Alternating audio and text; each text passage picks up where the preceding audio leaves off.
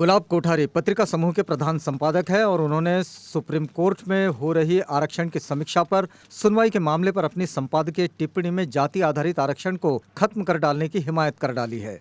सितंबर 2015 में महीने के आखिरी दिन के अपने संपादकीय आरक्षण से अब आजाद हो देश शीर्षक में भी उन्होंने न केवल आरक्षण के खिलाफ लेख लिखा था बल्कि वर्णाश्रम और मनुवादी सामाजिक व्यवस्था की वकालत भी की थी। जनवरी 2018 में उन्होंने हिंदू एकीकरण शीर्षक से संपादकीय में लिखा, जिसमें एक बार फिर हिंदू समाज और उसके अंदर की फूट के लिए जाति व्यवस्था की जगह आरक्षण को दोषी ठहराया। इस लेख में उन्होंने मोहन भागवत की आरक्षण खत्म करने वाली सलाह का समर्थन भी कर डाला। ये अलग बात है कि भागवत अपने बयान से बाद में पीछे हट गए थे।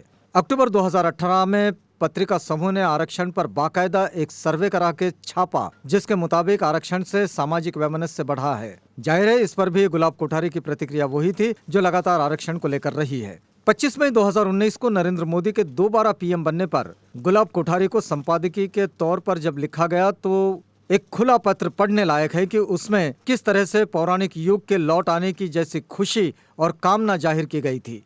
और अब इस नए संपादकीय में वे लिखते हैं कि पिछले 7 दशकों में आरक्षण का घुन देश की संस्कृति, समृद्धि, अभ्युदय सबको खा गया है। शिक्षा नौकर पैदा कर रही है, खेती, पशुपालन, पुश्तैनी कार्य छूटते जा रहे हैं।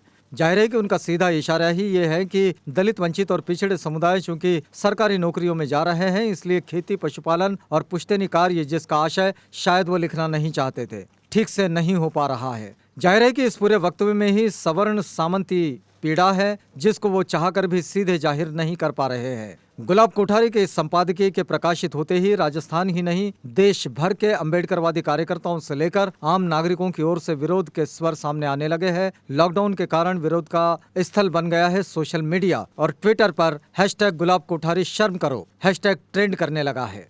तमाम बहुजन कार्यकर्ताओं के अलावा अन्य सोशल एक्टिविस्ट, लेखक और पत्रकार भी इस संपादकीय के खिलाफ लिखने लगे हैं। रात होते होते न केवल इस संपादकीय का देश भर में विरोध शुरू हो चुका था, लोगों ने राजस्थान पत्रिका के बहिष्कार की अपील भी शुरू कर दी। #बायकॉट राजस्थान पत्रिका भी ट्रेंड होने लगा था। कई जगह से अखबार की प्रति जलाए जाने की तस्वीरें सोशल मीडिया पर अपलोड होने लगी थी। दरअसल गुलाब कोठारी का ये संपादकीय न केवल आरक्षण के खिलाफ है, ये संपादकीय लेख बेहद सीधे तरीके से कई जगह पुराने वैदिक नियम या समाज की वकालत करने भी दिखाई देता है। इसके हिस्सों को अलग अलग गंभीरता से विश्लेषित किया जाए तो वे सीधे सीधे पूरे आधुनिक विमर्श को ही ठोकर मारते नजर आते हैं।